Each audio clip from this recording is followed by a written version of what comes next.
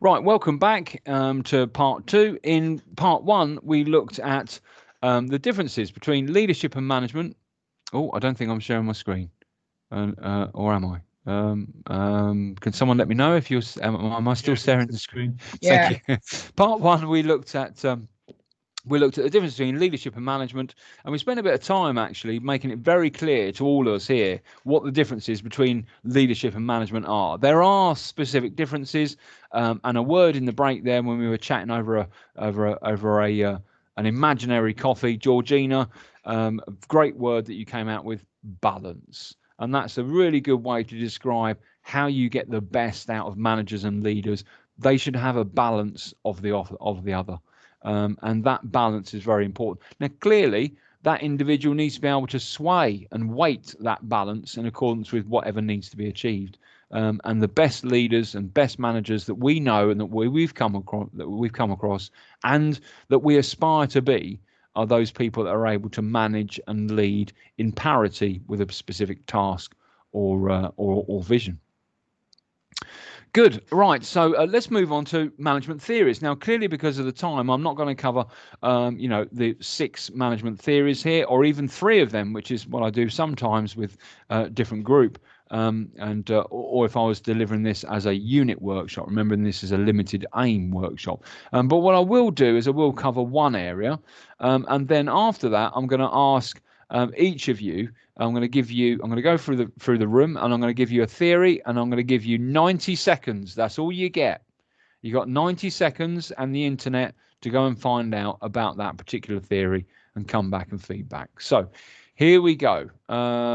So what can I tell you about scientific theory, scientific management? That's what we're going to look at. Well, scientific management is a system of management created by Frederick Winslow Taylor. And it goes something like this.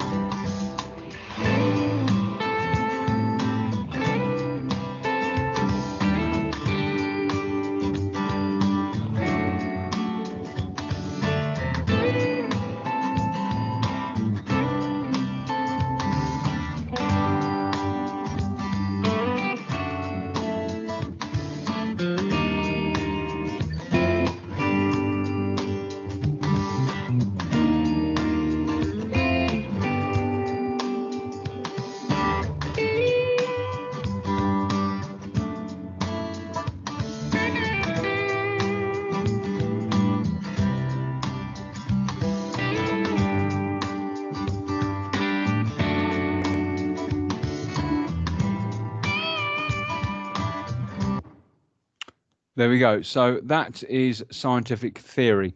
Now, the interesting thing about scientific and the words, yes. I'm going to have to go because there's been an emergency. Okay, no worries. Well, the video will be there for you, Sean. Thanks. Good to spend some time with you.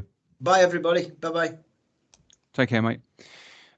So there you go. That's scientific theory. It's called scientific because being scientific, or the word scientific meaning exact.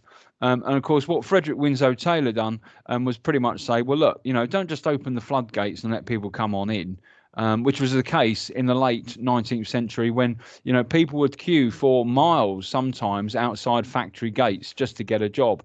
And ironically, even though, by the early 1900s, particularly early 20th century, 1900s, we're certainly in the Industrial Revolution, and we're doing big construction jobs, etc.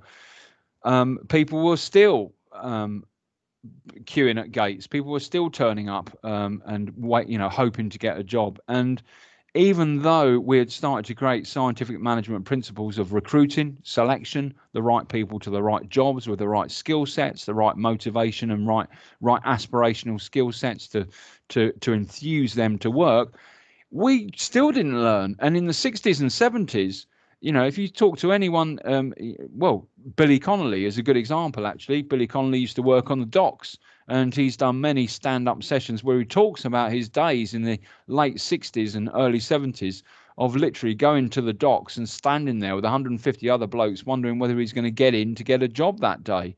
And particularly in the 70s, during some recession times, many people would literally go to factories and hang around outside the gates, and sometimes the gates would be open for a bit of casual work. No one interested in what skills you had or what your background was. It was simply a case of a pair of hands.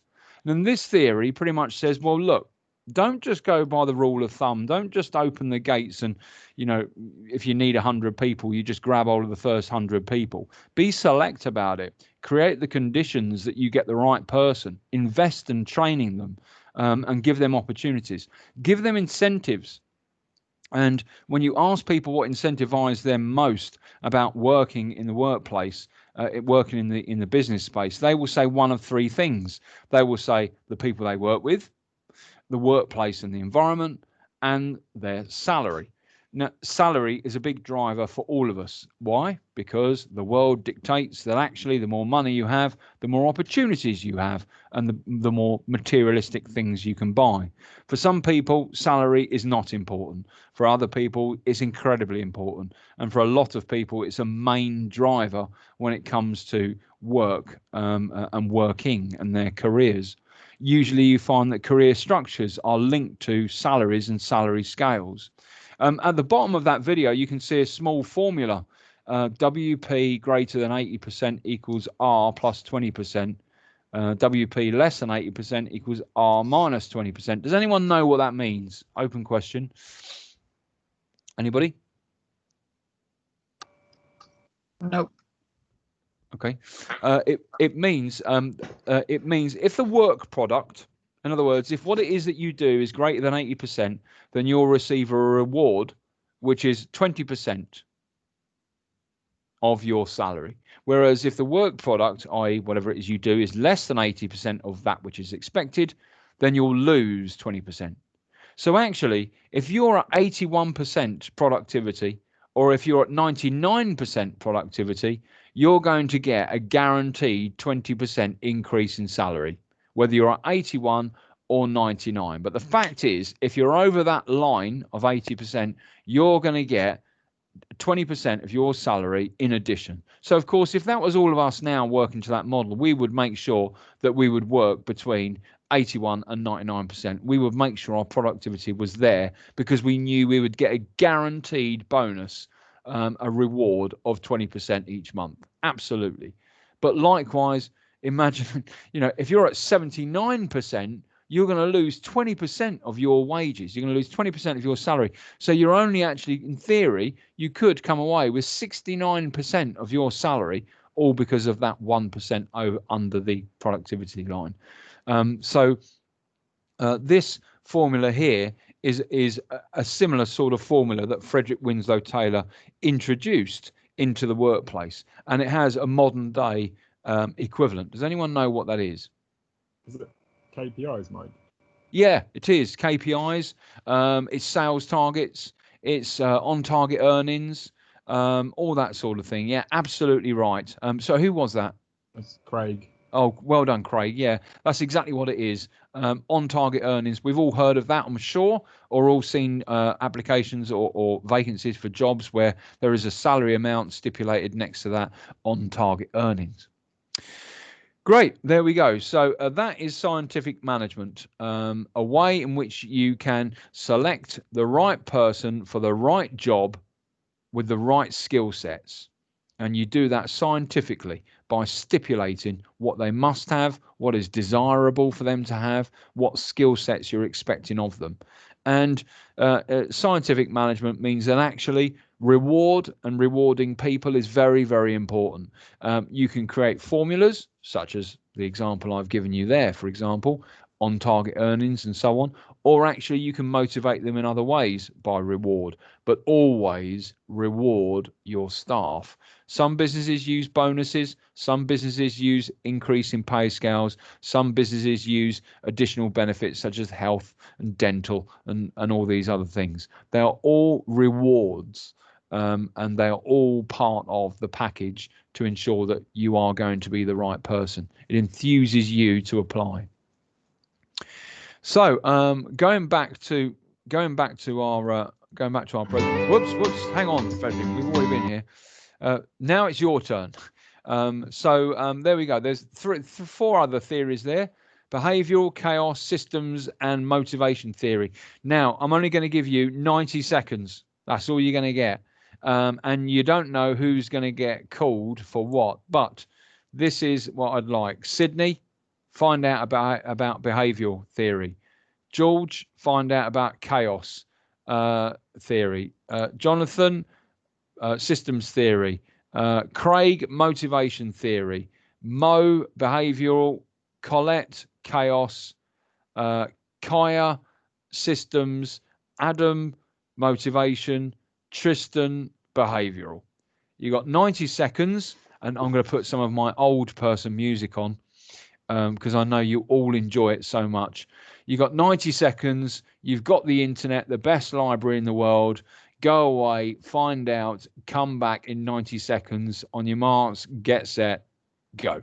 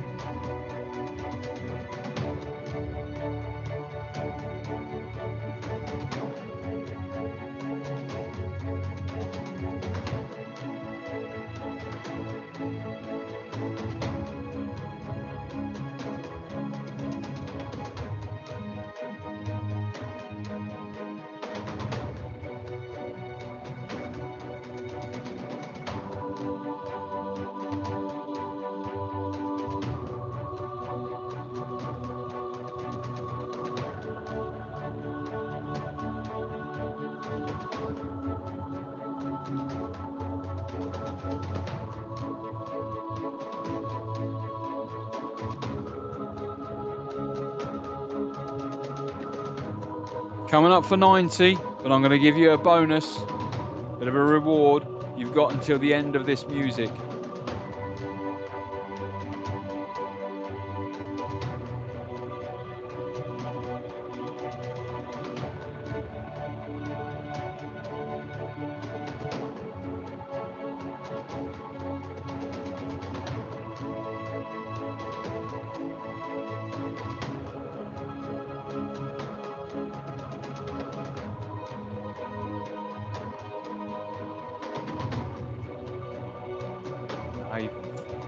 E.M. McGregor.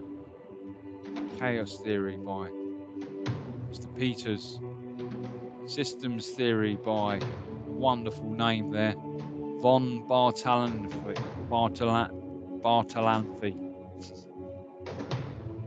And of course, G.E. Mayo, Motivation Theory. All theories designed to help you understand the intricacies of managing people. About 45 seconds left. Gave you a little bit extra. When you come back, 4 of you are going to get chosen. So that will be a random choice for my random generator.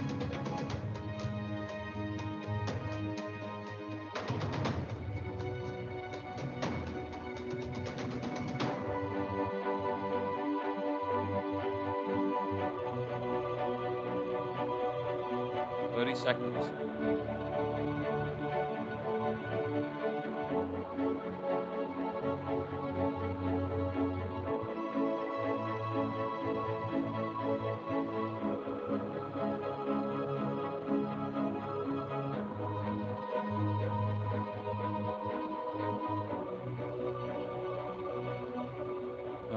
Five, 4, 3, 2, 1, and you're done. You don't have to listen to any more music for the over 49s.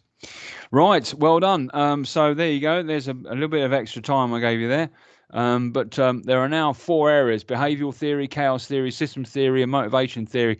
And each one of you has researched one of those. And even in only what was essentially 2 minutes, look how much you've learned from that theory, whether you get called out on the random generator or not. The fact of the matter is you've already learned about another theory in what is essentially 2 minutes. That's how long it took. That's what you can do when you dedicate some time to go and find something out. The internet is the best library you're going to have. Right, let's have some feedback then. No more than 40 seconds, 45 seconds. Talk to us about behavioral theory. And I press my random generator. Here we go. And that was between the 3 of you. So, Mo. I had a feeling I was going to be first. Well, there's only 3 of you. Yeah.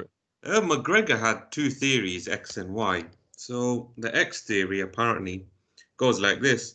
That apparently if you believe your team members dislike your work and have little motivation, then you as a manager are likely to be more authoritarian sort of style of management. And this is very hands-on and it kind of more micromanaging all your people's work.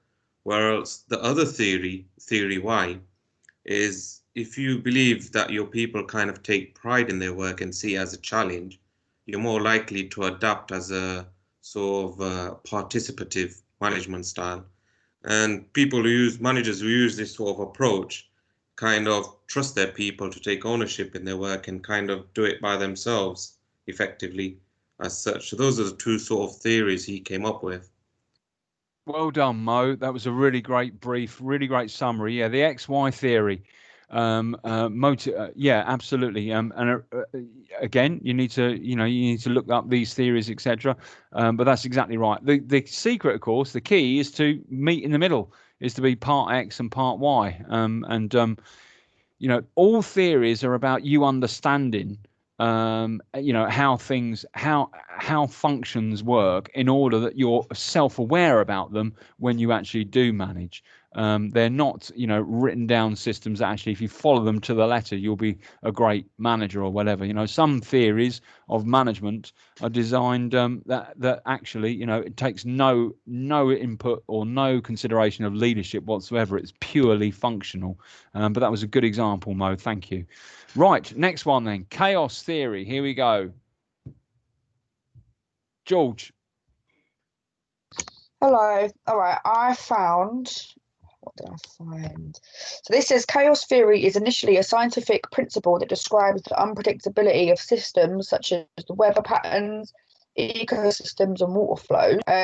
Although these systems may appear to demonstrate random chaotic behaviors behaviours, they can be defined by a mathematical formula. And the next part I found, so it says in the 1980s, Tom Peters wrote a handbook of the chaos theory, which was specifically intended for managers. He indicates how organisations can deal with the uncertainties arising from the environment, including competitive markets and the fluctuating global economy. So that was what I found. Well done, well done. That's a great summary, and you're exactly right. And that's a good summary. The chaos theory, basically, when in management terms, opens your eyes to the fact that your business is interdependent on other businesses, and you have no effect, no input into those whatsoever. You don't know of their successes. Yet actually in business, you rely upon their successes to generate income and generate opportunities. That by its very nature is chaotic because you can't influence it and you can't control it. Well done. Right, systems theory, third one down then.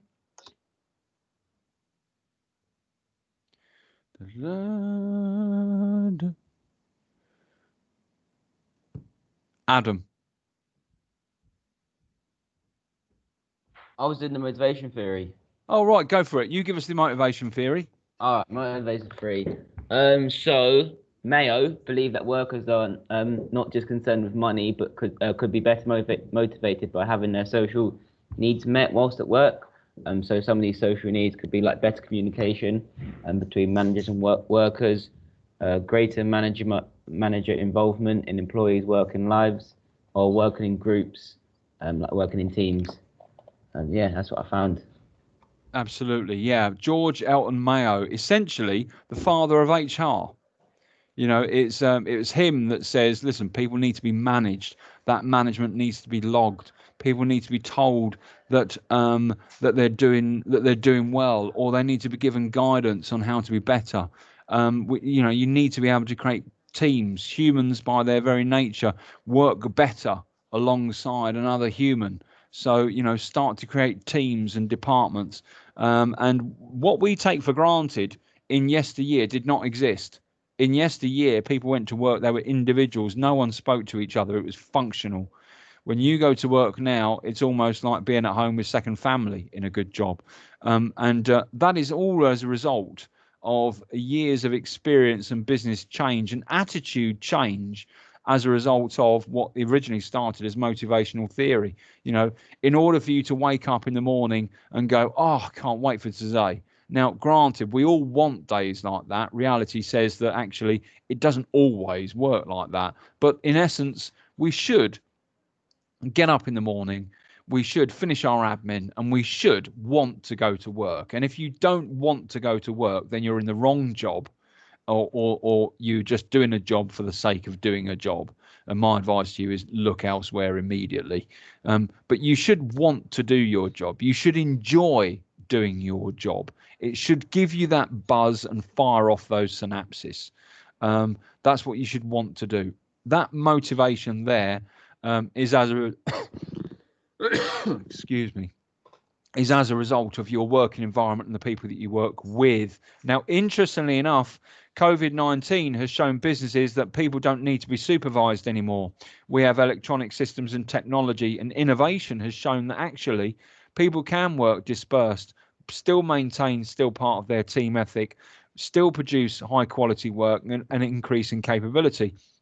And actually over the past 5 months, businesses in some cases have seen a drop in costs, notwithstanding the furlough scheme, a drop in costs and also a raise in capability by their staff who are working from home. So, my prediction to you is that over the next 6 months to a year, I think there'll be a huge change in business focus and attitudes with regards to people working from home. Excuse me, people working from home and the real estate and footfall that businesses own and operate in the business space. And by that I mean the amount of properties that they rent, or the amount of floor space that they rent, or the amount of properties that they rent throughout the entire country.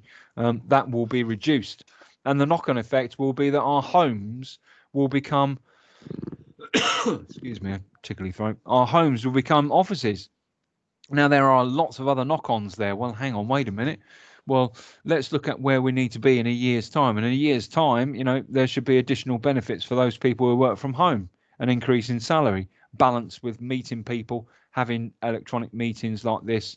Where would we be in 100 years' time? Houses will be built with specific offices for home working, for example. You know, so, you know, because we are in it, we can't see it. We are right in the middle, right at the start, the cusp of huge, excuse me, it's not COVID, by the way, it's just a normal general cough. But we are right in the sway, right at the cusp of huge business attitude change, which will affect us towards the end of our working lives, certainly our children and our grandchildren will their working environment will be in a completely different to yours is right now. Imagine if any of your grandparents are still alive. Imagine if they were alive now. Take some time out and ask them what work was like when they were 17. I guarantee you it's not how perhaps your working environment was at 17. So, yeah, well done, everybody. I think there's just one more left, isn't there? And that's systems theory. So let's go to Kaya. Hello. So I found that systems theory looks at the different systems within like an organization, and how like a system being like it's basically like an entity of different interrelated and interdependent parts, and how if you change one part of a system, it can affect many other parts of that system or the whole system. So making sure to have a holistic approach to how systems are changed, and looking at the whole system instead of just that one part, because that change that you make can make a big difference to everything else. Absolutely. Well said. The holistic approach to a problem. Look at what needs to be achieved, not the individual actions needed to achieve it. Oh, what's that? Let's stop that. That's my alarm. Great. Yeah, absolutely. The holistic approach. Well done, everyone. Yeah. Now there are lots of other theories of management out there. Mo gave us a good example of the XY. There are lots of other theories of management, and and you should look at them. You should start to research what they are. What have they shown over the years? How we've changed, and actually, how will that help you when it comes not just to understanding criteria for this learning objective, or learning outcome, but how's it going to help you in the future? Right, let's move on. We're now at the hour and a half point, so if some of you need to go, that's perfectly fine. There is about 5 minutes left, or you can stay to the end. It'd be worthwhile to stay to the end, clearly. Okay, so let's move on. Now, when it comes to leadership qualities, they're vitally important. Now, to say that the leadership qualities are specific to a leader is probably wrong. I've already explained to you that the best managers are also leaders, and the best leaders are also managers. And the secret is having a nuance between the two, and having a weighted balance between what needs to be achieved.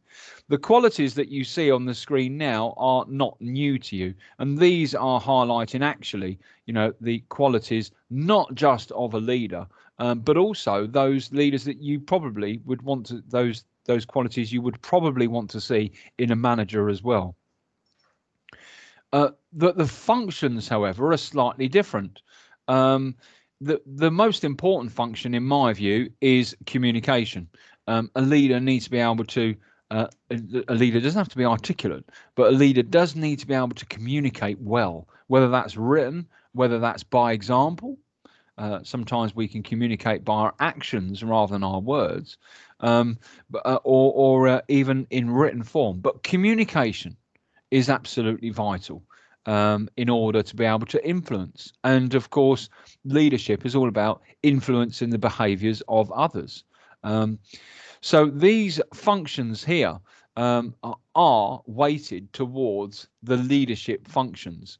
But are we then saying, well, a manager doesn't motivate? Well, of course a manager motivates whenever they can. But ultimately, if you said to a manager, what's more important, you meet this deadline, or you spend an extra 25 minutes with Mike because he's having a really bad day, they're more likely to say, I'm going to meet the deadline, rather than actually swaying towards, spending 25 minutes with me to have a chat to see if I'm all right because I'm having a bad day. So they are all weighted balances. So when it comes to leadership theories, there are lots of different theories out there, and I'm going to tell you how many now. 15,000 books have been written on leadership, on the different theories and the different styles, examples, case studies, you name it. And I'll tell you what the secret to it is in a minute. But for now, here are some examples of some leadership theories, and I'm just going to cover one with you, and that's transformational theory. Transformational theory is typically something that you see in education and typically something that you see in public service, be that in the police or the ambulance or the fire service or any public sector organisation, including the armed forces. Their main effort, if you like, their mainstay, their sort of generic training on how to be a leader is transformational leadership. What is it? Let's find out. Well, as it says here, transformational leadership is said to have occurred when engagement in a group results in leaders and followers raising one another to increase levels of motivation and morality. Every single one of you in here, except Mo, know that I don't like a certain, well, there's two words I don't like: apprenticeship, because I think it paints the wrong picture, and the other word is learner, particularly if someone's on an apprenticeship and they're not 17 years old and starting off their career. Even if they're young and starting off their professional FM lives, they are learning partners. I am able to learn from all of you. I don't believe in the word expert. I don't believe in the word of I'm the head of delivery, so I must know more than you. That's absolute fallacy. Being the head of delivery of something means that I know what's coming up. Doesn't necessarily mean I know more than you. If your perception is that I do know more than you and that you can learn from me, and that is to an advantage for you, then that is a good thing. But that's your right to do that, not my right to impose it. And I will always try, as you all know, apart from Mo, and Mo does know now, I always try to learn something from you. There isn't one of you here that I haven't learned something from, whether that's your organisation or the way in which it works, or your way in which you interact in your organisation, or what your responsibilities are, or the journey that you're on. For Tristan, for Adam, for Kaya. So I learn from you as well. So learning partner is incredibly important. So I'm trying to invoke, as you can see, a transformational theory leadership style, because I believe that I can learn from you and you can learn from me. Together, we're stronger. Individually, we're certainly not.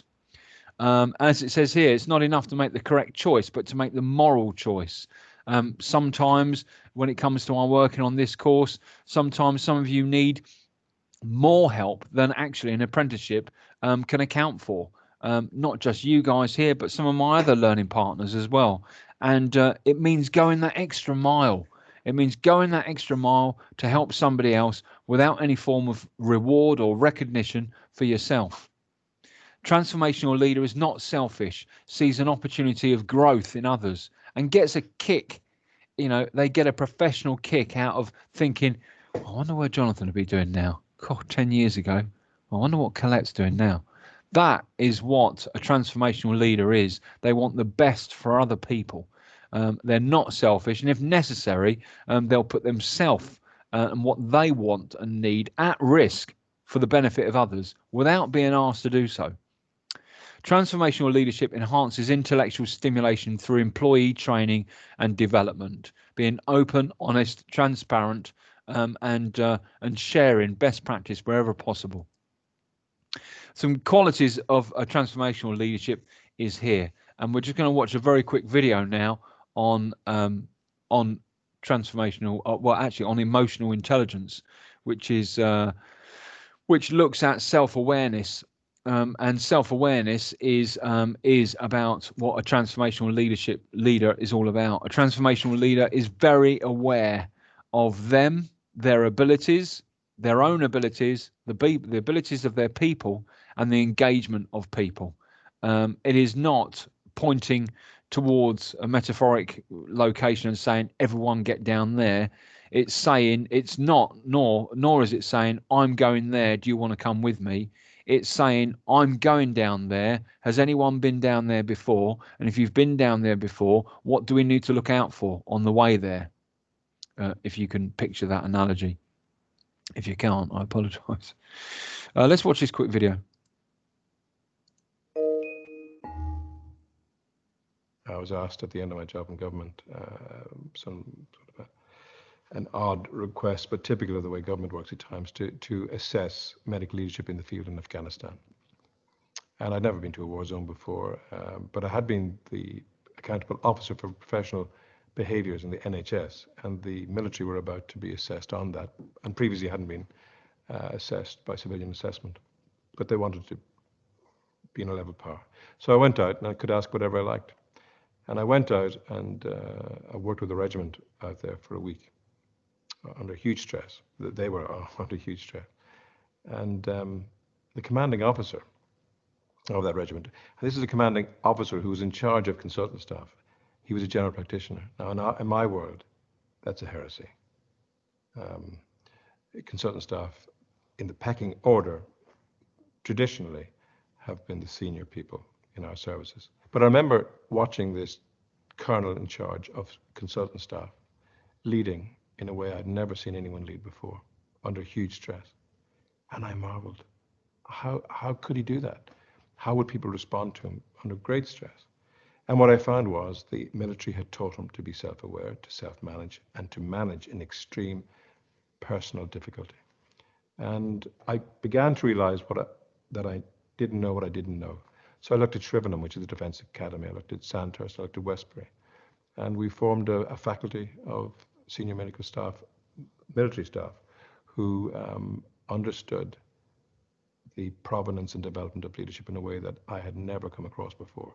But the essence of it was self-awareness. There we go. Self-awareness, knowing what your own limitations are, being able to, and in doing so, you know how far you can go. You know the sort of conditions and constraints where you start to buckle. And the only way that you can find that is by being put in those situations, in training yourself. Now, clearly, it is easier to put a military spin onto that, but that is the same for you in any of your jobs. You know, when was the last time you practiced a business continuity plan and shutting everything down? When was the last time you looked at, you know, an emergency response and how you would react if the whole school, for example, if you're a premises officer or a estates manager, if the whole school was shut down, how would you react if all of a sudden there was a fire? Pushing yourself to the limits to find out what your advantages and disadvantages, what your pros and cons, what your strengths and weaknesses are, is incredibly difficult. Now, it's easier to layer a military and public sector spin on top of that, purely because most of the time they're training for exactly those situations, and that is why they are so self-aware. It's not the case in the private sector or even some other areas of the public sector where we can't stop the clock. We can't stop children coming into school. We can't stop business from operating. What we can do, however, is we can use inset days when we're at school. We can professionally develop. We can use continual professional development in the workplace. And we can go on webinars and we can learn things and we can go on other courses and we can network and we can be involved in organisations such as IWFM in order to be much more aware and therefore in turn be self-aware of what it is we know and what it is we do not. I was asked at the end of my job in government. Oh, sorry about that.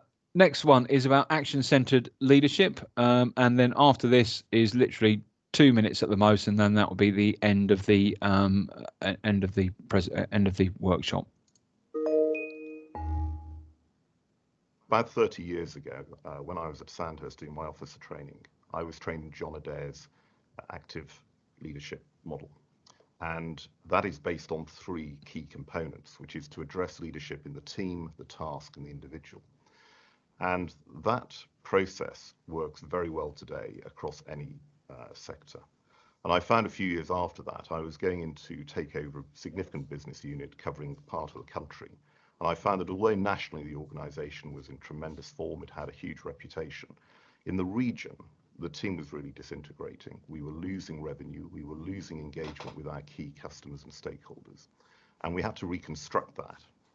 And I adopted John Adair's model and applied it across those 3 areas. So the first thing was to really focus on getting people to believe in their task again.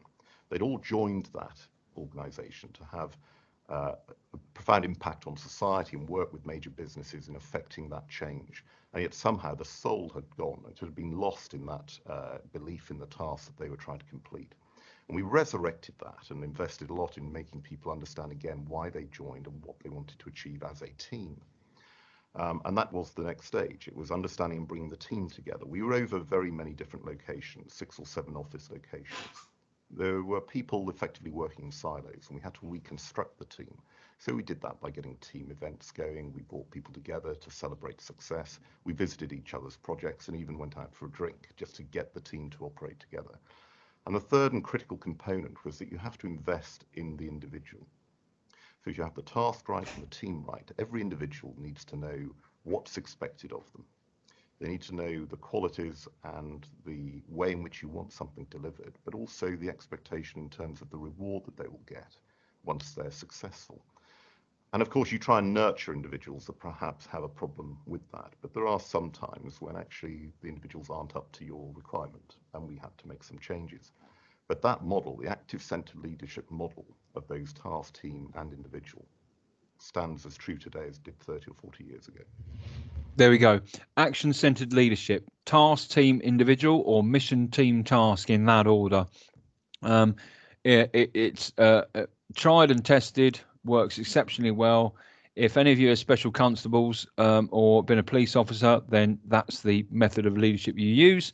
And that is also, and it's a method that you can pick up and use for a particular project and then pick up and then use somewhere else. You know, the previous leadership styles we've been looking at, or theories, you know, is about you as an individual. So, you know, action-centered leadership, very simple: mission, team, task, mission, task, self, or task, team, self. Bottom line is the individuals, which includes you, is the last. What must be achieved is the mission or the task. That must be achieved. What are the main efforts that you must achieve in order to achieve that task? The task may well be build a house in a week, but if you don't have any bricks, it's not going to happen. So our main effort will be to buy some bricks. And action-centered leadership enables you to think very logically when you just think of those 3 words: task, team, individual, or self. Cool. Right, the final one that we're going to look at, there's only one, there's plenty of others out there, and that is theories of motivation. Clearly, the most well-known one is Abraham Maslow, 1908, American psychologist and reviewing psychology. He was the 10th most cited psychologist of the 20th century. If you put in motivation into internet, if you go into a library and ask someone for a book on motivation, you will come across this particular model, Maslow's hierarchy of needs. You're seeing it yourself on the screen there, so I won't reteach. But what I will say is this, and that it is hierarchical. It is saying that for someone to be at the top of the triangles you can see there, for someone to be motivated to be the best that they can be, or what they call self-actualization, which sounds very sort of religious and so on. It's not. It's about, you know, to get Mike to be the best he can be in this particular task or job. In order for me to get there, for me to feel that, and therefore other people to see it, I need other preconditions set. And when we go right the way down to the bottom there, you know, we're talking about, you know, I need to be able to breathe. I need to be able to eat. I need to be able to somewhere to live. I need to be able to sleep.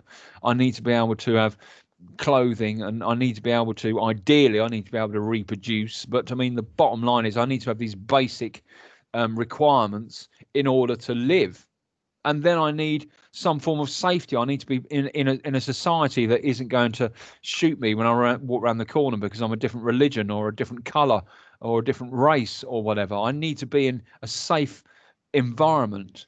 I need to be able to have self-worth by doing a job. I need to be able to earn some money. I need to be able to put that in the bank and be able to spend it. I need to be healthy. And then when I've had all those previous two things, ideally, I need someone to go through this life journey with. I need someone to share my concerns and my frustrations and my passions. I need someone to share love with. I need someone to share time with. I need to be able to be important to somebody else, not just me. I need other people to rely upon me. And then when I've had all those things, I then need to I need to look in the mirror and like who I am. I need to be able to look in the mirror and know that I've got failings, but actually I'm not a bad fella. Actually, I need to know that other people talk well of me, as well as actually sometimes probably talk poorly of me. I need to be able to have the freedom to choose what it is I want to do and where I want to go.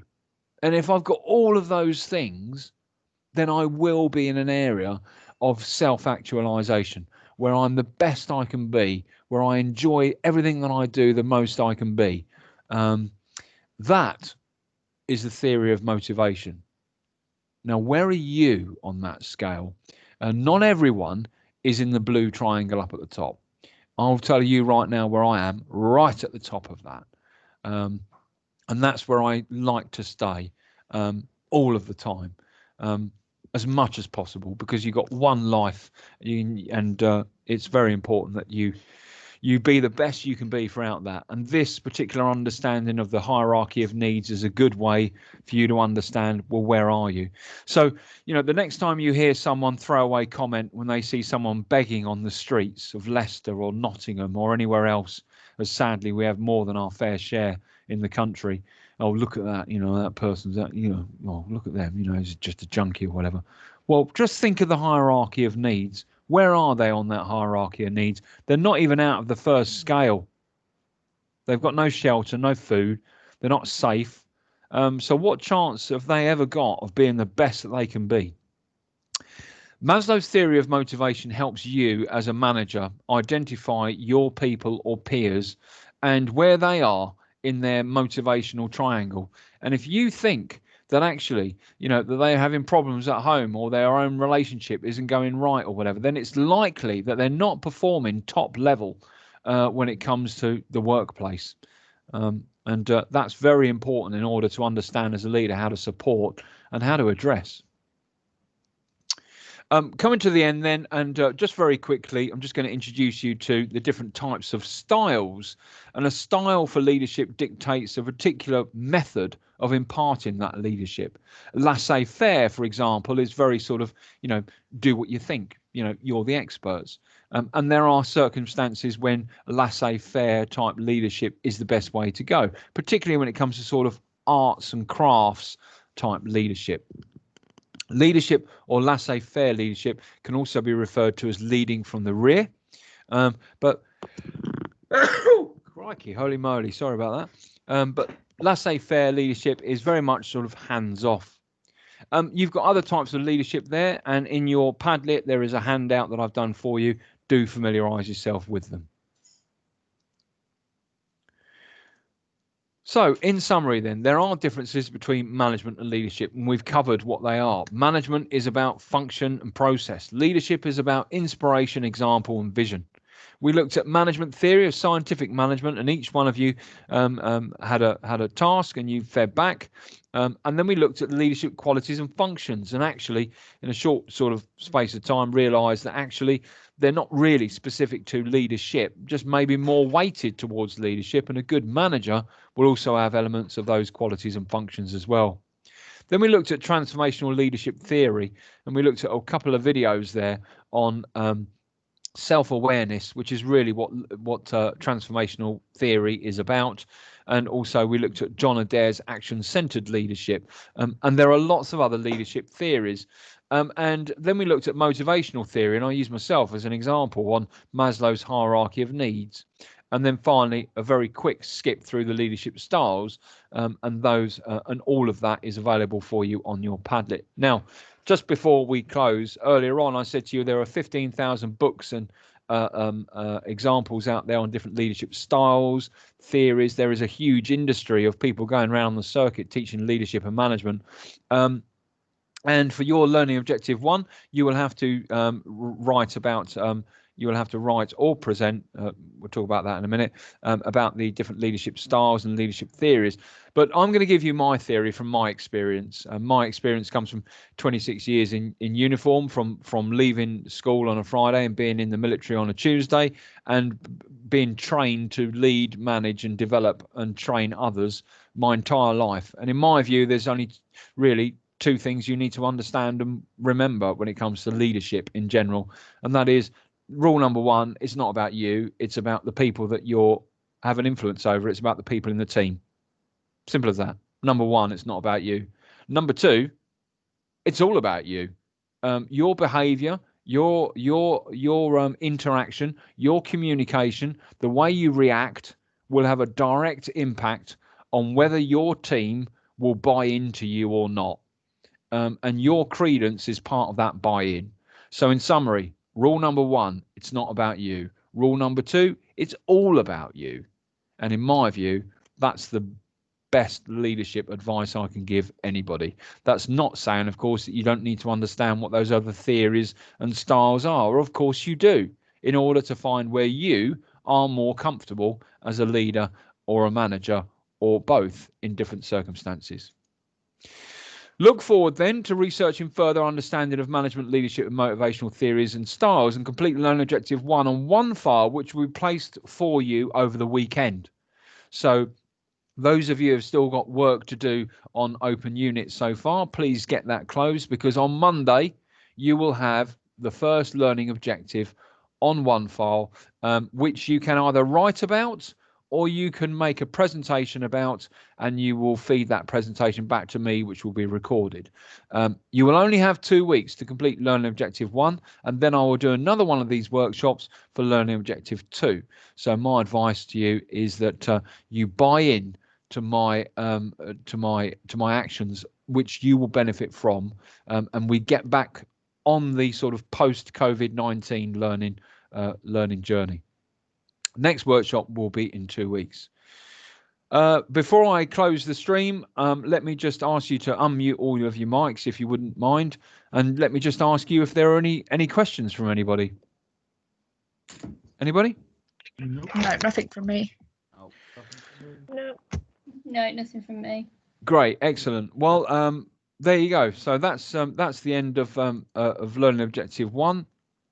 That video will be made available for you, and I'll send you out a link, and it'll also be on the MS Teams. And if you want to watch it back again, then you can. If any of your work colleagues weren't on this, please direct them to it, because they will need to sit and watch it. And I think we're about 20 minutes over, which is perfectly fine for me. I've got another one to go to in about 2 minutes. Okay, thanks very much, everybody. Thanks for turning up. Let me just turn the recording off now.